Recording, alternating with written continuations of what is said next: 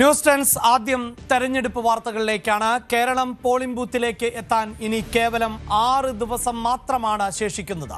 കൊടും ചൂടിലും പ്രചാരണം പൊടിപൊടിക്കുകയാണ് മുന്നണികൾ.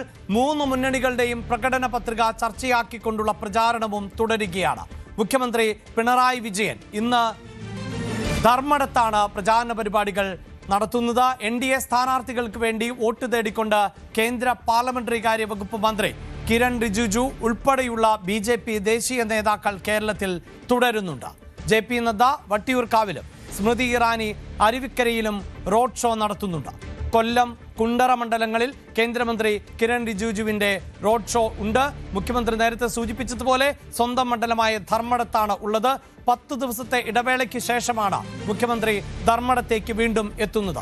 മണ്ഡലത്തിൽ പൊതുപരിപാടികളിൽ മുഖ്യമന്ത്രി പങ്കെടുക്കും. 6 ഇടങ്ങളിലാണ് പൊതുസമ്മേളനത്തിൽ പങ്കെടുക്കുന്നത്. പേരാവൂർ, കണ്ണൂർ, അഴീക്കോട്, തളിപ്പറമ്പ്, പയ്യന്നൂർ, മമ്പ്രം തുടങ്ങിയ പ്രദേശങ്ങളിൽ ഇന്ന് മുഖ്യമന്ത്രിയുണ്ട്. അതേസമയം പ്രചാരണത്തിനായി നരേന്ദ്രമോദി വീണ്ടും കേരളത്തിലേക്ക് എത്തുന്നുണ്ട്. അത് നാളെയാണ്. തിരുവല്ലയിൽ പൊതുപരിപാടിയിൽ പങ്കെടുക്കുന്ന പ്രധാനമന്ത്രി തിരുവനന്തപുരം നഗരത്തിൽ റോഡ് ഷോയിലും പങ്കെടുക്കും. കിള്ളിപ്പാലം ജംഗ്ഷൻ മുതൽ കരമന വരെയുള്ള 1.5 കിലോമീറ്റർ ദൂരമാണ് റോഡ് ഷോ. ഉച്ചകഴിഞ്ഞ് 3-ന് ചങ്ങനാശ്ശേരി NSS കോളേജ് ഗ്രൗണ്ടിൽ ഇറങ്ങുന്ന പ്രധാനമന്ത്രി റോഡ് മാർഗം തിരുവല്ലയിലേക്കും എത്തുന്നുണ്ട്. തിരുവല്ല, ആറന്മുള, ഹരിപ്പാട്, ചെങ്ങന്നൂർ, മാവേലിക്കര, റാന്നി, കോന്നി, അമ്പലപ്പുഴ, അടൂർ, ചങ്ങനാശ്ശേരി, കായംകുളം മണ്ഡലങ്ങളിലെ NDA സ്ഥാനാർത്ഥികൾ ഈ പരിപാടിയിൽ പങ്കെടുക്കുകയും ചെയ്യും. അങ്ങനെ അവസാന ലാപ്പിലേക്ക് തെരഞ്ഞെടുപ്പ് പ്രചാരണം എത്തുമ്പോൾ എല്ലാ മുന്നണികളും ഒരുപോലെ തന്നെ ആവേശത്തിലാണ്. തെരഞ്ഞെടുപ്പിന്റെ ഏറ്റവും പുതിയ ചിത്രവുമായി കിരൺ ബാബു ആണ് ചേരുന്നത്. കിരൺ ബാബു, ഇനിയിതാ 6 ദിവസം മാത്രമാണ് തെരഞ്ഞെടുപ്പിന് ശേഷിക്കുന്നത്. മുന്നണികളെ സംബന്ധിച്ചിടത്തോളം അതിൻ്റെ ഒരു ആവേശ കൊടുമുടിയിലേക്ക് എത്തി നിൽക്കുന്നു. വാദപ്രതിവാദങ്ങൾക്ക് ഇപ്പോഴും കുറവില്ല. ഇനി ഒരു പക്ഷേ തെരഞ്ഞെടുപ്പ് പത്രികയിലെ വാഗ്ദാനം, ഇത്തവണ വാഗ്ദാന പെരുമഴ എന്ന് തന്നെ പറയാം. അതിൽ ആരുടെ വാഗ്ദാനം കൂടുതൽ മുഖവിലക്കെടുക്കും വോട്ടർമാർ എന്നതാണ് അറിയേണ്ടത്. ഒടുവിലേക്ക്, അതായത് തെരഞ്ഞെടുപ്പ് പ്രചാരണം അതിൻ്റെ അവസാന ഘട്ടത്തിലേക്ക് എത്തുമ്പോൾ എങ്ങനെയാണ് കേരളം ചൂടുപിടിക്കുന്നത്? അഭിലാഷ്, ഏറ്റവും ഒടുവിൽ ചോദിച്ച ചോദ്യത്തിൽ നിന്ന് തുടങ്ങാം. ആരുടെ പ്രകടന പത്രികയാണ് കൂടുതൽ മുഖവിലക്കെടുക്കുന്നത് എന്നുള്ളത്. പ്രധാനമായും മത്സരം നടക്കുന്നത് LDF, UDF ഈ 2 മുന്നണികളുടെയും പ്രകടന പത്രിക ഇന്നലെ ഒരേ സമയമാണ് പുറത്തിറക്കിയത്. ഒരു ഭാഗത്ത് മുഖ്യമന്ത്രിയും മറുഭാഗത്ത് പ്രതിപക്ഷ നേതാവും ഒരേ സമയം ഇത് പുറത്തിറക്കുമ്പോൾ ഏറെക്കുറെ ഇതിലെ എല്ലാ വിവരങ്ങളും നമുക്ക് ആർക്കും, മാധ്യമപ്രവർത്തകർക്കോ അല്ലെങ്കിൽ ജനങ്ങൾക്കോ സർപ്രൈസിംഗ് ആയ ഏതെങ്കിലും ഒരു എലമെന്റ് ഈ 2 പ്രകടന പത്രികയിലും ഇല്ലായിരുന്നു. 2 പ്രകടന പത്രികയും ആളുകൾക്ക് ഈ പണ്ട് കാലങ്ങളിലൊക്കെ പാലും തേനും കോരി ഒഴിക്കും എന്നൊക്കെ പറയുന്നത് പോലെ 2 പ്രകടന പത്രികയിൽ ഒട്ടേറെ ജനപ്രിയ വാഗ്ദാനങ്ങളാണുള്ളത്. ജനങ്ങളെ സംബന്ധിച്ച്, സാധാരണ ജനങ്ങളെ സംബന്ധിച്ച്, കൃഷിക്കാരെ സംബന്ധിച്ച്, സ്ത്രീകളെ സംബന്ധിച്ച്, യുവാക്കളെ സംബന്ധിച്ച് ഇവർക്കെല്ലാം ഏറെ വാഗ്ദാനങ്ങൾ, തൊഴിലവസരങ്ങൾ വാഗ്ദാനം ചെയ്യുന്നു. 3000 രൂപ ക്ഷേമ പെൻഷൻ 2 പേരും വാഗ്ദാനം ചെയ്യുന്നു. അങ്ങനെ പ്രകടന പത്രികയിൽ ഒരു മികവ് നോക്കി ആണ് ഒരാൾ വോട്ട് ചെയ്യുന്നതെങ്കിൽ അത് ആർക്ക് വോട്ട് ചെയ്യണം എന്ന് ചോദിച്ചാൽ അത് ആർക്ക് എന്ന് ഒരു ഭൂരിപക്ഷം പേർക്കും അങ്ങനെ തീരുമാനമെടുക്കാൻ കഴിയില്ല. കാരണം 2 പേരുടെയും പ്രകടന പത്രിക ഒന്നിനൊന്ന് മികച്ച പ്രകടന പത്രിക തന്നെയാണ്. അല്ലാതെ ഏതെങ്കിലും ഒരു വലിയ സർപ്രൈസിംഗ് ആയ അല്ലെങ്കിൽ ആർക്ക് നടക്കില്ല എന്ന് പറയുന്ന ഒരു സാധനം ഞങ്ങൾ നടത്തിത്തരുന്നു എന്ന മട്ടിലുള്ള ഏറെക്കുറെ വേണമെങ്കിൽ സാധ്യമാക്കാൻ കഴിയുന്ന, സാമ്പത്തിക ഭാരം വലുതാണ് എങ്കിൽ പോലും സാധ്യമാക്കാൻ വേണമെങ്കിൽ കഴിയുന്ന നിർദ്ദേശങ്ങളൊക്കെ തന്നെയാണ് നൽകിയിരിക്കുന്നത്. ഈ എല്ലാവർക്കും തൊഴിൽ എന്നൊക്കെയുള്ള വിഷയത്തിൽ മാത്രമാണ് അതെങ്ങനെയാണ് കേരളത്തിൽ പഠിച്ചിറങ്ങുന്ന എല്ലാവർക്കും തൊഴിൽ എന്നുള്ള വിഷയത്തിൽ അതൊക്കെ എത്രത്തോളം സാധ്യമാകും. പക്ഷേ തൊഴിലവസരങ്ങൾ കൂട്ടാൻ സ്വാഭാവികമായും കഴിയും.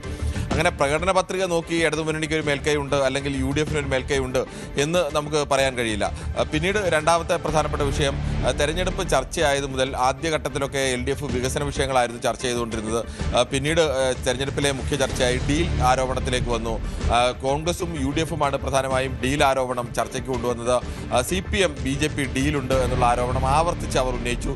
ഈ തെരഞ്ഞെടുപ്പിൽ സാധാരണ ഒരു വിഷയം വന്നാൽ 2-3 ദിവസം കഴിയുമ്പോഴേക്കും അടുത്ത വിഷയത്തിലേക്ക് ചാടിപ്പോവുക എന്നുള്ള രീതിയാണ് ഉണ്ടായിരുന്നത്. പക്ഷേ അങ്ങനെ അത് ചാടിപ്പോകാതെ ആ വിഷയത്തിൽ നിന്ന് ഉറപ്പിച്ച് നിർത്താൻ എന്തായാലും അത് UDFന് കഴിഞ്ഞിട്ടുണ്ട്. LDFും തിരിച്ച് അതേ ആക്രമണമാണ് ഉന്നയിക്കുന്നത്. LDF ചരിത്രത്തെ കൂട്ടുപിടിച്ചുകൊണ്ടാണ്, ചരിത്രത്തിൽ അത്തരം ബന്ധങ്ങൾ കൂടുതൽ ഉണ്ടായിട്ടുള്ളത് കോൺഗ്രസും BJP തമ്മിലാണ്. അതുകൊണ്ട് നിങ്ങൾക്ക് എങ്ങനെയാണ് അങ്ങനെ ഒരു ബന്ധം ആരോപിക്കാൻ കഴിയുന്നത് എന്നുള്ള ചോദ്യമാണ് 2 പേരും ഉന്നയിച്ചുകൊണ്ടേയിരുന്നത്. എന്തായാലും BJP ഇത് രണ്ടും നിഷേധിച്ചുകൊണ്ട് നിൽക്കുന്നത്, ഞങ്ങൾ തമ്മിലാണ് ഡീൽ എന്നൊക്കെ പറയുന്നത്. പക്ഷേ എന്തായാലും ഡീൽ ആരോപണം പ്രധാനപ്പെട്ട ഒരു ചർച്ചയായി തന്നെ നിൽക്കുന്നു. മറ്റൊരു പ്രധാനപ്പെട്ട വിഷയം വന്നത് SDP ആണ്. SDP യുടെ വിഷയത്തിൽ SDP ആർക്ക് വോട്ട് ചെയ്യുന്നു എന്നതിനപ്പുറത്തേക്ക് SDP മറുകക്ഷികളുമായിട്ടാണ് ബന്ധമുള്ളത്, അല്ലെങ്കിൽ വർഗീയ തീവ്രവാദ നിലപാട് സ്വീകരിക്കുന്ന സംഘടനകൾക്കൊക്കെ എതിർ മുന്നണിയുമായിട്ടാണ് ബന്ധമുള്ളത്. അവർ തമ്മിലായിരുന്നു കൂടുതൽ കാലം ബന്ധമുണ്ടായിരുന്നത്. ഇത് തെളിയിക്കാൻ വേണ്ടിയാണ് രണ്ട് മുന്നണികളും കൂടുതൽ സമയം ചെലവഴിച്ചത്. അതിനുവേണ്ടിയുള്ള ശക്തമായ ആക്രമണങ്ങളും വാദഗതികളും ഒക്കെ ആയിരുന്നു. അതും എല്ലാം ചരിത്രം എടുത്തുകൊണ്ടും മുൻകാലങ്ങളിൽ SDP നിലപാട് എന്തായിരുന്നു, SDP എത്ര വോട്ടുണ്ട്, അവർ ഏത് നിലപാട് സ്വീകരിച്ചു, PDP നിലപാട്, അങ്ങനെ വെൽഫെയർ പാർട്ടി നിലപാട്, അങ്ങനെ ഇതെല്ലാം ഏറെയും കുറഞ്ഞും രണ്ട് മുന്നണികളും. പക്ഷേ മറ്റൊരു പ്രധാനപ്പെട്ട പ്രത്യേകത, ഇവർ പരസ്പരം തീവ്രവാദ സംഘടനകളാണെന്ന്, തീവ്രവാദ നിലപാടുണ്ട് എന്നൊക്കെ പറയുന്ന സംഘടനകളുടെ വോട്ട് വേണ്ട എന്ന് പറയാൻ ഈ രണ്ട് മുന്നണികളും ഇതുവരെയും തയ്യാറായിട്ടില്ല. അതോടൊപ്പം തന്നെ മറ്റൊരു പ്രധാനപ്പെട്ട പ്രത്യേകത, ഇവരെ ഇന്നലെ AK ബാലനാണ് അതൊരു പടി കൂടി കടന്ന് ഞങ്ങൾ SDP-യെ ന്യായീകരിക്കും, SDP വോട്ട് വേണമെന്ന് ആവശ്യപ്പെടുന്നത് അവരെ മാനസാന്തരപ്പെടുത്താനാണ് എന്ന മട്ടിലൊക്കെ ആളുകളൊക്കെ കാത്തിരുന്നത്. AK ബാലനും അതോടൊപ്പം തന്നെ ഈ AK ബാലൻ ഇങ്ങനെയുള്ള പ്രസ്താവനകൾ, അല്ലെങ്കിൽ സാധാരണ വിജയരാഘവനും ഒക്കെയാണ് ഇത്തരം പ്രസ്താവനകളൊക്കെ നടത്തുന്നത്. ഇത്തരം ആളുകൾക്ക് കേട്ടാൽ തമാശയായി തോന്നുന്നത്, എന്നാൽ പൊളിറ്റിക്കലി ചില സാധ്യതകളൊക്കെയുള്ള പ്രസ്താവനകൾ നടത്തുന്നത്. അങ്ങനെ AK ബാലൻ്റെ ഭാഗത്ത് നിന്ന് ഇന്നലെ അങ്ങനെ ഒരു പ്രസ്താവന എന്തായാലും നമ്മുടെ തന്നെ അഭിമുഖത്തിൽ, മഞ്ജുഷ് ഗോപാൽ നടത്തിയ അഭിമുഖത്തിലടക്കം അത് അദ്ദേഹം വിശദീകരിക്കുന്നുണ്ട്. ഇവരെ മാനസാന്തരപ്പെടുത്തി നല്ല വഴിയിലേക്ക് കൊണ്ടുവരാനാണ് എല്ലാ വർഗീയവാദികളോടും ഞങ്ങൾ സ്വീകരിക്കുന്ന നിലപാടാണെന്ന് പറയുന്നു. എന്തായാലും വർഗീയ സംഘടനകളോടുള്ള നിലപാടിൽ ഇടതുമുന്നണിയായാലും UDF-നായാലും ഏകദേശം ആ നിലപാടിൽ ഏറെക്കുറെ സമാനമായ നിലപാടൊക്കെ തന്നെയാണ്. രണ്ടുപേരും പൂർണ്ണമായും തള്ളിപ്പറയാൻ തയ്യാറല്ല. എതിരാളികൾക്കാണ് ബന്ധമുള്ളത് എന്ന് ആരോപിക്കുന്നു. മറുഭാഗത്ത് NDA അത്തരത്തിൽ NDAക്ക് ഇവർ വർഗീയവാദികൾ എന്ന് പറയുമ്പോൾ സ്വാഭാവികമായും NDA നയിക്കുന്ന BJP ഉന്നയിക്കുന്ന പ്രധാനപ്പെട്ട പ്രത്യയശാസ്ത്രം എന്താണ് എന്നുള്ള ചോദ്യമായിരുന്നു.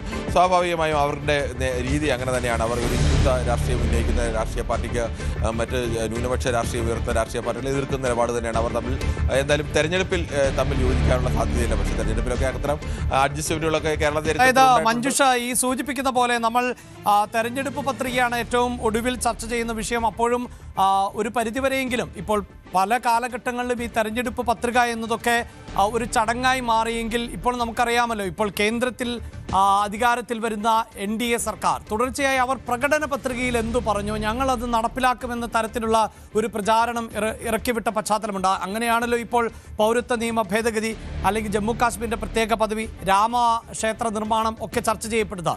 എനിക്ക് തോന്നുന്നു ഈ പുതിയ കാലഘട്ടത്തിൽ കേരളത്തിലും ഇത്തരം, അതായത് പ്രകടന പത്രികയിലെ വാഗ്ദാനം നടപ്പിലാക്കിയോ, 2500 രൂപ ആയിരുന്നില്ല പെൻഷനാക്കി ഉയർത്തും എന്ന് പറഞ്ഞത്, അത് നടപ്പിലാക്കിയോ എന്ന ചോദ്യം UDF ചോദിക്കുന്നു. ഉമ്മൻചാണ്ടിയുടെ കാലഘട്ടത്തിൽ പറഞ്ഞിരുന്ന പ്രകടന പത്രികയിലെ എന്ത് പദ്ധതികളാണ് നിങ്ങൾ നടപ്പിലാക്കിയത് എന്ന ചോദ്യം ഉയരുന്നു. അതുകൊണ്ട് കുറച്ചുകൂടി ആധികാരികമായി മാറുന്നുണ്ടോ എന്ന സംശയമുണ്ട്. അപ്പോഴും കിരൺ പറഞ്ഞതുപോലെ ഡീലുകൾ, അതല്ല എങ്കിൽ മതസാമുദായിക സംഘടനകളുടെ പിന്തുണകൾ, ശബരിമല പോലെയുള്ള വിഷയങ്ങൾ, അതൊക്കെ തന്നെയാണ് ഇപ്പോഴും രാഷ്ട്രീയ കേരളത്തിൽ ചൂടുപിടിച്ച ചർച്ചകളായി നടക്കുന്നത്. ഒപ്പം വികസനവും. അവിടെ ഇതാ കിരൺ തന്നെ സൂചിപ്പിച്ച SDP-യുമായി ബന്ധപ്പെട്ട വിഷയം.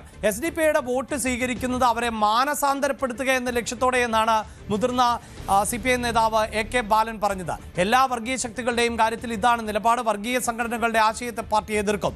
എന്നാൽ ആ സംഘടനകൾക്ക് പിന്നിൽ അണിനിരക്കുന്നവരുടെ വോട്ട് വേണ്ടെന്ന് കൂടുതൽ വാർത്തകൾക്ക് News 18 Kerala YouTube channel subscribe ചെയ്യുക.